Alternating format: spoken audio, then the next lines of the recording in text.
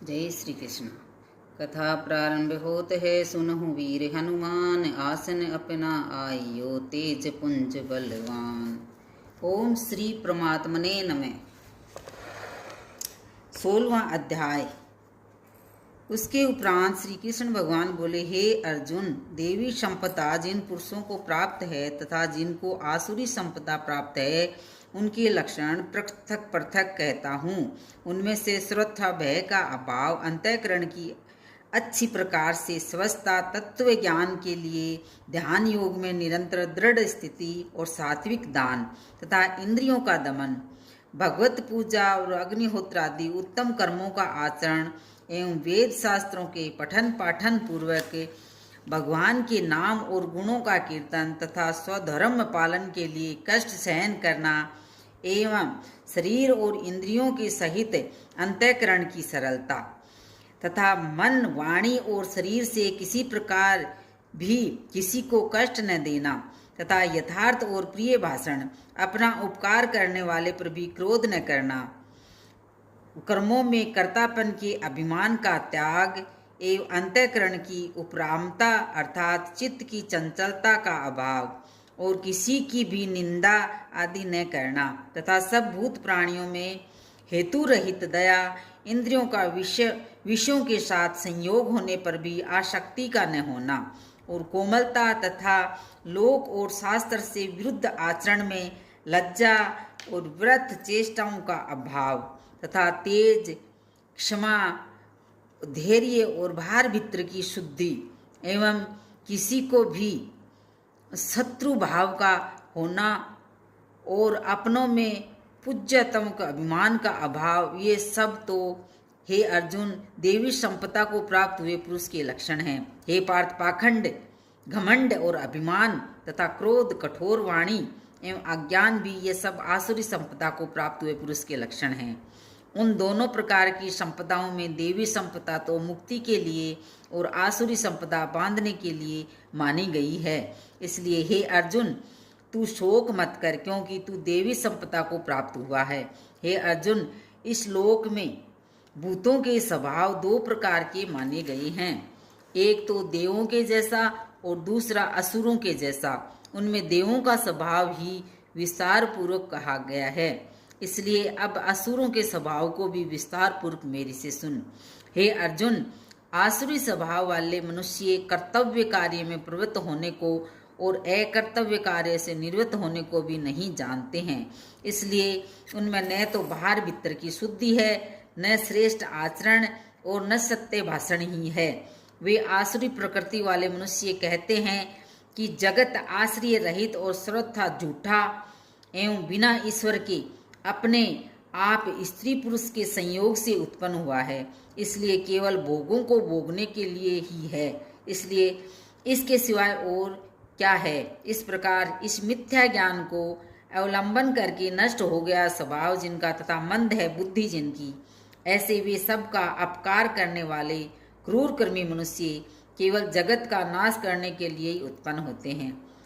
वे मनुष्य दंभ, मान और मद से युक्त हुए किसी प्रकार भी न पूर्ण होने वाली कामनाओं का आसरा लेकर तथा अज्ञान से मिथ्या सिद्धांतों को ग्रहण करके भ्रष्ट आचरणों से युक्त हुए संसार में बरतते हैं। वे मरण पर्यंत रहने वाली अनंत चिंताओं को आश्रय किए हुए और विषय भोगों के भोगने में तत्पर हुए एवं इतना मात्र ही आनंद है ऐसे मानने वाले हैं। इसलिए आशा रूप सैकड़ों फांसियों से बंधे हुए और काम क्रोध के प्रायण हुए विषय भोगों की पूर्ति के लिए अन्यायपूर्ण धनादि बहुत से पदार्थों को संग्रह करने की चेष्टा करते हैं। उन पुरुषों के विचार इस प्रकार के होते हैं कि मैंने आज ये तो पाया है और इस मनोरथ को और प्राप्त करूंगा तथा मेरे पास ये इतना धन है फिर भी और होएगा।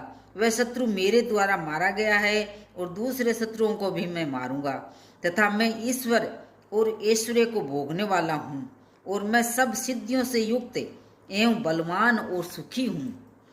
मैं बड़ा धनवान और बड़े कुटुंब वाला हूँ, मेरे समान दूसरा कौन है। मैं यज्ञ करूँगा, दान दूंगा, हर्ष को प्राप्त होऊंगा इस प्रकार के अज्ञान से मोहित है। इसलिए वे अनेक प्रकार से भ्रमित हुए चित्त वाले अज्ञानी जन मोह रूप जाल में फंसे हुए एवं विषय भोगों में अत्यंत आसक्त हुए महान अपवित्र नरक में गिरते हैं। वे अपने आप को श्रेष्ठ मानने वाले घमंडी पुरुष से धन और मान के मद से युक्त हुए शास्त्र विधि से रहित केवल नाम मात्र के यज्ञों द्वारा पाखंड से यजन करते हैं। वे अहंकार, बल, घमंड, कामना और क्रोध आदि के प्रायण हुए एवं दूसरों की निंदा करने वाले पुरुष अपने और दूसरों के शरीर में स्थित मुझ अंतर्यामी से द्वेष करने वाले हैं। ऐसे उन द्वेष करने वाले पापाचारी और क्रूर कर्मी नराधमों को मैं संसार में बारंबार आसुरी योनियों में ही गिराता हूँ, अर्थात शुक्र, कुक्कर आदि नीच योनियों में ही उत्पन्न करता हूँ। इसलिए हे अर्जुन, वे मूढ़ पुरुष जन्म जन्म में आसुरी योनियों को प्राप्त हुए मेरे को न प्राप्त होकर उससे भी अति नीच गति को ही प्राप्त होते हैं, अर्थात घोर नरकों में पड़ते हैं।